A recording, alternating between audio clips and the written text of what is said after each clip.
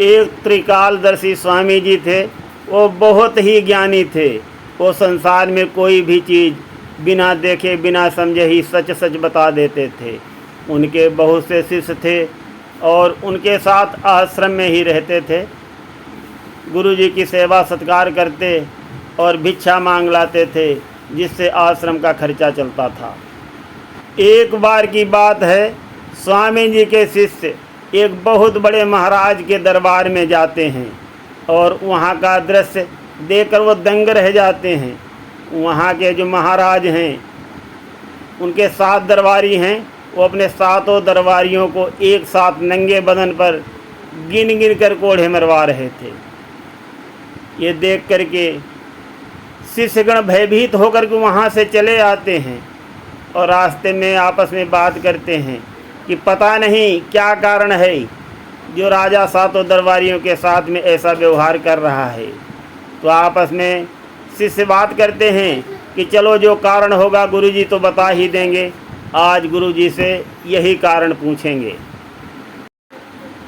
शिष्यगण जब आश्रम पे आ जाते हैं और गुरुजी से पूछते हैं कि हे गुरुजी, कृपा करके मुझे बताइए, आज हम जिस दरबार में गए थे वहाँ के महाराज अपने 7 दरबारियों को नंगे बदन कोड़ों से पिटवा रहे थे, ऐसा कौन सा कारण है?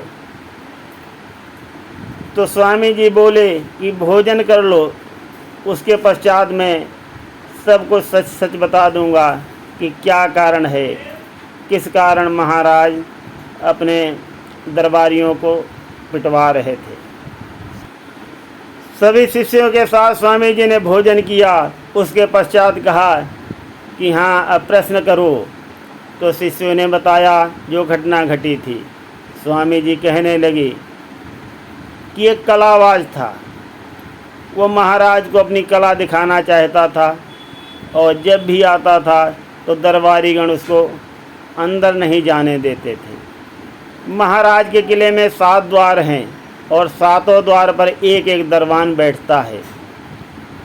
तो एक दिन कलाबाज ने मन में सोचा कि महाराज के दरबारी लालची हैं, इसलिए इनकी पोल खोल दिया जाए, नहीं तो ये किसी दिन बड़ा खतरा करा देंगे। तो वो दरबारीगण के पास गया और कहने लगा कि मुझे अंदर जाने दो और इनाम में जो भी धन मिलेगा उसमें आधा आधा कर लेंगे। तो दरबारीगण सहमत हो गया। उसके बाद उसने जाने दिया। अब वो दूसरे द्वार पर पहुंचता है तो दूसरा दरबारी भी वही क्वेश्चन करता है, तो वहाँ भी यही कह देता है कि हमें जो भी इनाम मिलेगा आधा आधा कर लेंगे। इसी तरह तीसरे, चौथे, 5वें और 6ठे एवं 7वें दरबारी से यही सहमति बनती है कि इनाम को आधा आधा कर लिया जाएगा। और कलाबाज महाराज के दरबार के अंदर पहुंच जाता है। वहाँ तरह तरह के नए नए दृश्य दिखाता है अपनी कला के। महाराज बहुत खुश हो जाते हैं और उसे मुँह मांगा इनाम देने का ऐलान करते हैं। दरबारीगण उसको लेकर के महाराज के पास जाते हैं। महाराज कहते हैं मैं बहुत खुश हूँ, तुम्हें जो भी चाहिए मांग लो, मुँह मांगा इनाम तुमको मिलेगा। तो कहता है कि महाराज मेरे नंगे बदन पर 500 कोड़े मारे जाएं। ये जवाब सुनकर के महाराज दंग रह जाते हैं, सोचने लगते हैं कहीं ये पागल तो नहीं है। महाराज उस कलाबाज को ऊपर से नीचे तक देखते हैं और कहते हैं कि सोच समझ कर इनाम मांगो। तो कलाबाज कहता है नहीं महाराज, मैंने जो इनाम मांगा है वही चाहिए। महाराज सैनिकों को आदेश देते हैं कि इसकी इच्छा पूरी की जाए। तो सैनिकगण समझाते हैं कि अभी महाराज से क्षमा याचना कर लो, नहीं तो 500 कोड़े कैसे नंगे बदन पर सह पाओगे, तुम्हारी तो जान भी निकल जाएगी। वो कहता है नहीं, मुझे यही इनाम चाहिए। उसकी ऐसी जिद को देख करके सैनिकगण जल्लाद को बुलाते हैं। जल्लाद कहता है चलो न्यायिक स्टेज पर, और उसको ले जाता है। वहाँ पहुंचकर जल्लाद कहता है कलाबाज से कि उतारो कपड़े, अब क्या देखते हो। तो जल्लाद के वचन सुनकर कलाबाज कपड़े उतारता है और जैसे ही जल्लाद कोढ़ा मारने के लिए उसके ऊपर तानता है वैसे ही कलाबाज कहता है ठहरो। तो जल्लाद पूछता है क्यों, अब क्यों डर रहे हो, पहले तो तुमको यही इनाम अच्छा लगा था। तो कलाबाज कहता नहीं ऐसा नहीं है, हमारे इसमें इनाम में पार्टनर हैं। तो जल्लाद पूछता है कौन है पार्टनर, तो कहता है कि महाराज के सातों दरबारीगण मेरे इनाम के पार्टनर हैं और उनको बुला लिया जाए। महाराज के सातों दरबारी तलब होते हैं और एक साथ दरबार में बुलाए जाते हैं। अब आगे सुनिए क्या होता है।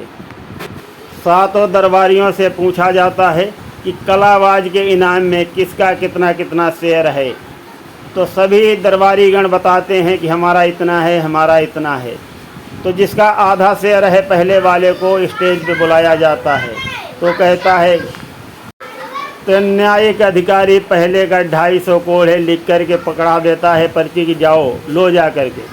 तो उसके 250 कोढ़े नंगे बदन पे मारे जाते हैं।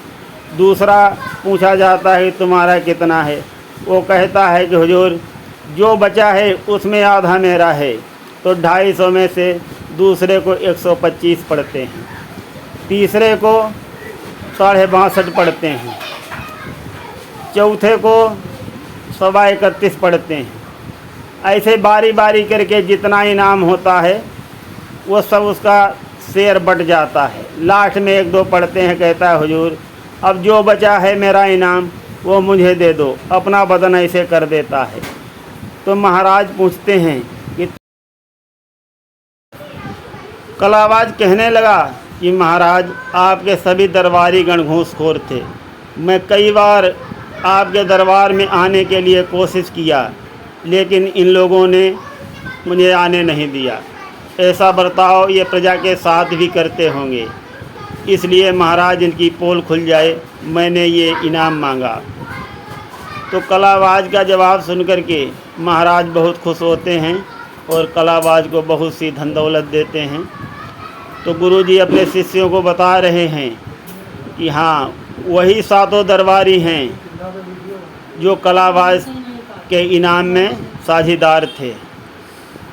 तो गुरुजी का जवाब सुनकर के शिष्यगण बहुत खुश होते हैं और गुरुजी को प्रणाम करते हैं। सुनते रहिए अच्छी अच्छी रोचक कथाएं। धन्यवाद।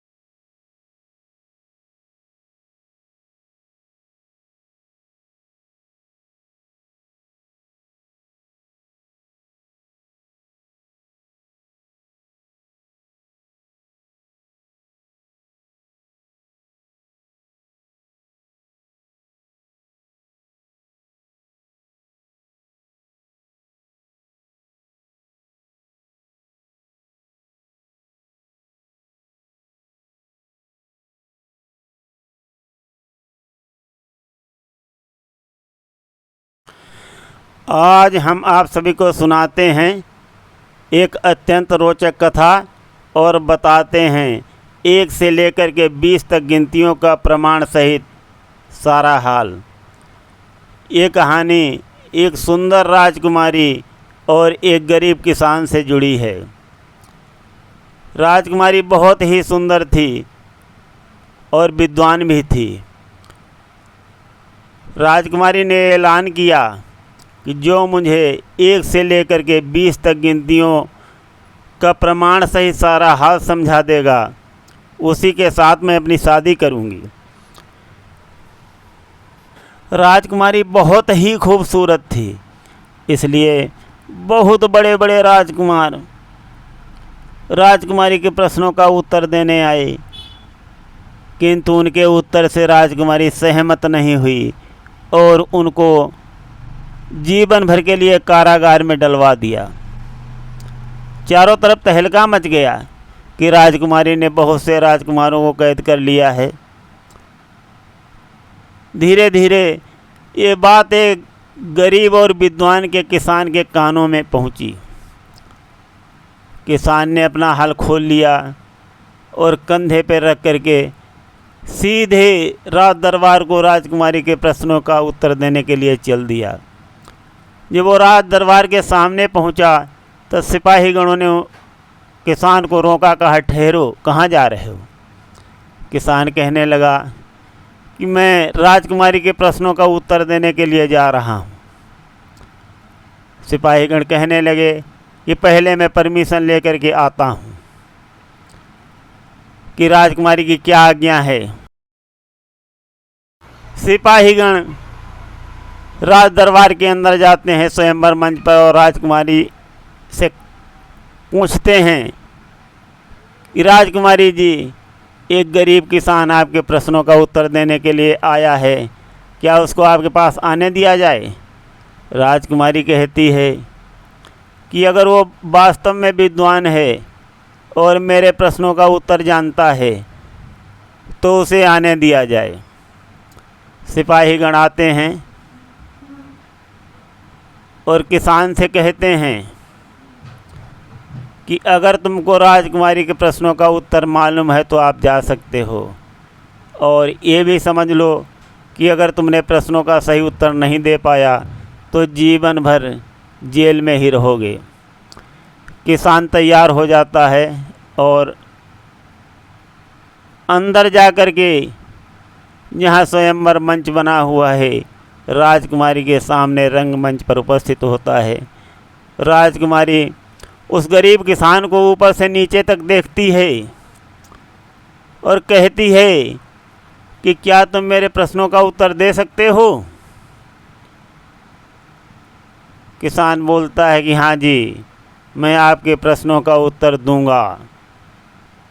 तो राजकुमारी कहती है फिर तैयार हो जाओ। किसान कहता है कि मैं तैयार हूँ। राजकुमारी कहती है कि एक क्या है? किसान बोलता है एक ईश्वर है राजकुमारी जी, ईश्वर। राजकुमारी कहती है कि दो क्या है? किसान कहता है कि दो पक्ष और विपक्ष, ये दो हैं। राजकुमारी कहती है कि तीन क्या है? किसान बोलता है तीन लोक हैं, आकाश लोक, पाताल लोक और मृत्यु लोक। राजकुमारी कहती है चार क्या है? किसान बोलता है चार युग हैं, युग, सतयुग, त्रेता, द्वापर और कलयुग। राजकुमारी कहती है कि पांच क्या है? किसान बोलता है पांच पांडव थे। राजकुमारी कहती है छः क्या है? किसान बोलता है छः शास्त्र हैं, शास्त्र। राजकुमारी कहती है कि सात क्या है? किसान बोलता है हफ्ते के दिन सात हैं राजकुमारी जी। राजकुमारी कहती है आठ क्या है? किसान बोलता आठ खंड हैं पृथ्वी के। राजकुमारी कहती है नौ क्या है? किसान बोलता है नौ ग्रह हैं, नौ ग्रह। राजकुमारी कहती है कि 10 क्या है? किसान बोलता है 10 दिशाएं हैं राजकुमारी जी। राजकुमारी कहती है कि 11 क्या है? किसान बोलता है कि 11 रुद्र हैं, रुद्र। राजकुमारी कहती है कि 12 क्या है? किसान बोलता है 12 साल के महीने हैं, महीने। राजकुमारी कहती है कि 13 क्या है? किसान बोलता है कि 13 रत्न हैं, रत्न। राजकुमारी पूछती है कि 14 क्या है। किसान बोलता है 14 विद्याएं हैं, विद्याएं। राजकुमारी पूछती है 15 क्या है। किसान बोलता है कि 15 हिंदी महीनों की तिथियां हैं, तिथियां। राजकुमारी पूछती है 16 क्या है। किसान कहता है कि 16 श्राद्ध होते हैं, श्राद्ध। राजकुमारी कहती है 17 क्या है। किसान बोलता है कि राजकुमारी 17 वनस्पतियां हैं दुनिया में, 17 ही वनस्पतियां हैं। राजकुमारी कहती है कि 18 क्या है। किसान बोलता है कि 18 पुराण हैं। राजकुमारी आशा भरी नज़रों से देखते हुए मुस्करा करके अगला प्रश्न करेगी, क्योंकि राजकुमारी समझ रही है मंजिल बहुत करीब आ गई है। राजकुमारी पूछती है कि 19 क्या है। किसान बोलता है 19वीं तू है, तू। और राजकुमारी हर्षित हो जाती, पूछती है 20 क्या है। किसान बोलता है 20वां मैं हूँ। राजकुमारी किसान के प्रश्नों का उत्तर सुन करके सहमत और हर्षित हो जाती है और शहनाई बजाने के लिए इशारा करती है। राज दरबार में तालियों की गड़गड़ाहट होती है और शादी के शहनाइयाँ बजने लगती हैं। राजकुमारी जयमाल लेकर के किसान की तरफ बढ़ती हैं और जब पास आती हैं तो किसान कहता है ठहरो राजकुमारी जी। राजकुमारी जी चौंक जाती हैं कि क्या हुआ। तो किसान कहता है कि मेरी भी एक छोटी सी शर्त है, क्या आप मानोगी। राजकुमारी कहती है कि आपने मेरे प्रश्नों का बहुत ही उचित उत्तर दिया और मैं बहुत खुशी खुशी आपसे शादी करना चाहती हूँ। चाहती क्या, मैंने आपको अपना पति मान लिया है और आप मुझे जो भी आज्ञा देंगे मैं उसे सहर्ष स्वीकार करूँगी। किसान कहता है कि जो राजकुमारों को बंदी किया है उन्हें रिहा करा दो, मैं शादी करने के लिए तैयार हूँ। राजकुमारी किसान की बातें सुन कर के और ही हार्दिक प्रसन्नता होती है राजकुमारी के दिल में और वो राजकुमारों को छोड़ने का ऐलान कर देती है। किसान और राजकुमारी की शादी बड़े धूमधाम से होती है, दोनों सुख से रहने लगते हैं। सुनते रहिए अच्छी अच्छी रोचक सत्य कथाएँ गिरीश आध्यात्मिक ड्रीम में। धन्यवाद।